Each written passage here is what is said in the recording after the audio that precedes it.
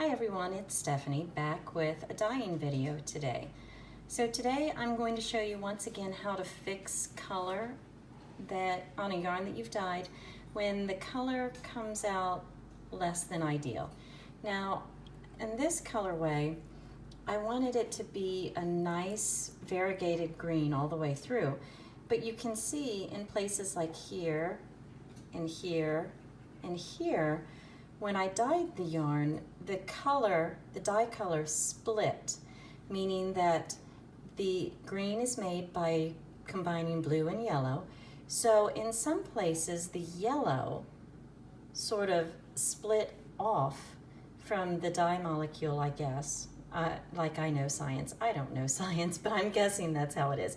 Anyway, the yellow split off, and so I've got these yellow spots in the yarn that I really don't want. It makes the yarn a lot warmer in tone than I wanted it to be. I wanted a nice cool green, and it just didn't turn out that way. So what I'm going to do, because remember in the last video I talked about when doing over dyeing yarn, I said that you need to pick a color that is going to not turn muddy or not turn brown on you. That means you need to know what colors you can combine to get another color. So I've already mentioned that green is made from combining blue and yellow. So I can add anything in the blue tones or yellow tones to this yarn and it will impact the color. Well, since I've already said I don't want the yellow in this yarn, I'm going to go with blue. I have either a more muted blue that I'll add that's kind of like a sky blue. It's real pretty. Because this is a nice muted color, I'm going to try to keep the blue as muted as the green is. And if that doesn't work, then I've got a turquoise that I will add in there and see. So anyway, I just thought I'd take you along with me. I've got the yarn soaking here, and I'm soaking it. See, you can tell really right here how it's broken and it has that yellow. And some people might like that. There's nothing wrong with the yellow. There's nothing wrong with this yarn. It's just not a color that I prefer to have. So I'm going to fix it. This is what I mean when I say, you know what, if you mess something up in the fiber arts, there's always a way to fix it. So it's really just such a great stress-free hobby because everything is fixable, okay? So I thought I'd take you along with me today because what we're doing is slightly different than what we did with the orange yarn, where I was wanting to just cover up those darker spots. Here I want to completely change this color. I don't want any of this yellow showing at all.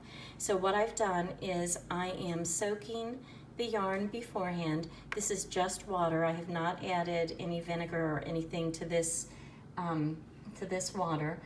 And I'm doing that so that the yarn will absorb the dye more uniformly.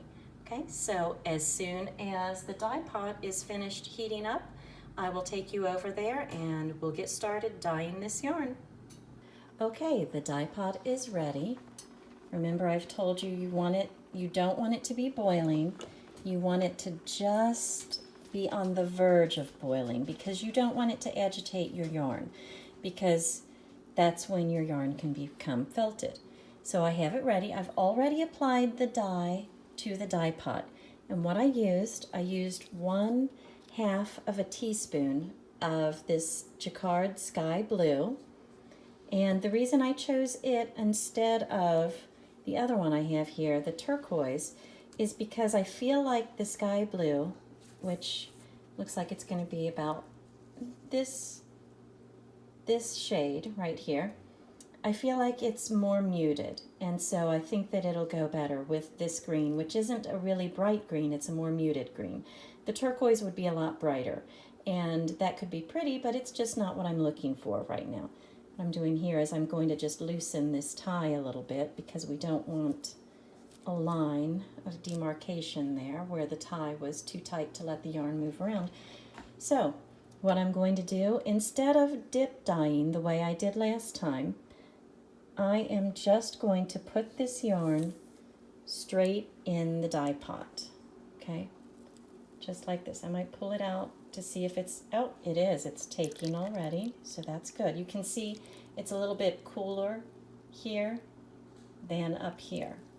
So I'm just going to put both skeins in, not agitating them. I'm not dip dyeing this time. This is just full kettle dyeing immersion. And I'm just going to put them down, poke them down like this, make sure they're covered in the water. And I've got the oven set, or the stove set on a very low temperature. And what I'll do now is just wait. I'll come back in about 15 minutes to see how much of the dye has been exhausted and to check the color. So I will be back with you then. All right, it's been about 15 minutes and it looks like the color, the yellow that I did not like, has all been covered. See, there's still green in there, but that yellow that I did not like, it is all, from what I can tell, has gone. It's been taken care of by adding blue.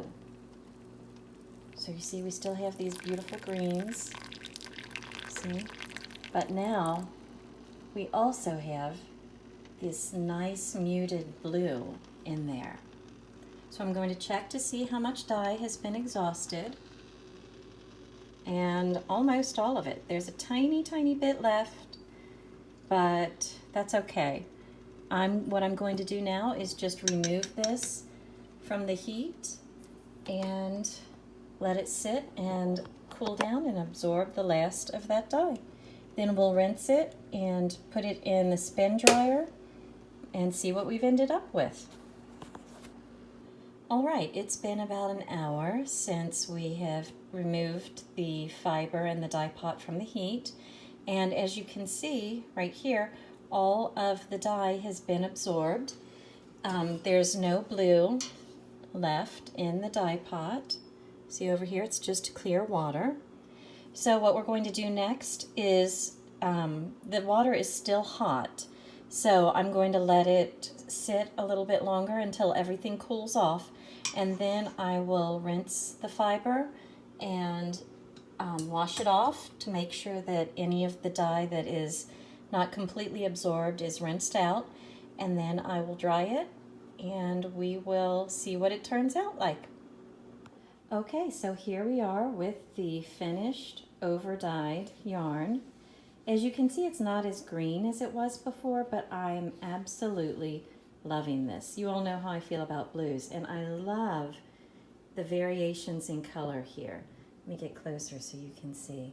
You see it's some beautiful dark blues to lighter blues to greens. It's just absolutely gorgeous. I can imagine knitting this into a nice shawl and wearing this with jeans. I think it would be great on an autumn day, nice and casual. See again, look at those color variations. And this is just overdying with one shade, just one color. And you get all of these variations. And I just think that it is absolutely beautiful. So again, I just want to encourage you, if you are dyeing something and it turns out to be what you think of as a mistake, it's easily correctable. It is easy enough to just go back to your dye pot and pick a different color, overdye it, and you will get just gorgeous, absolutely gorgeous results. Just remember that you need to think about the color wheel, think about which colors work with the others. For example, red would not have worked with this because I'm working with a green base. So I would have had brown mostly is what I would have come up with if I had used a red dye on this. So anyway, I just wanted to share this with you, share how happy I am with the results, and hope that this encourages you to keep going if you end up with something that seems like a mistake. Because I am absolutely loving this. I love it more than I really thought I would. It's turned out better than I thought it would. So until next time, this is Stephanie Nipper. Please like and subscribe this video if you found it helpful. Bye-bye.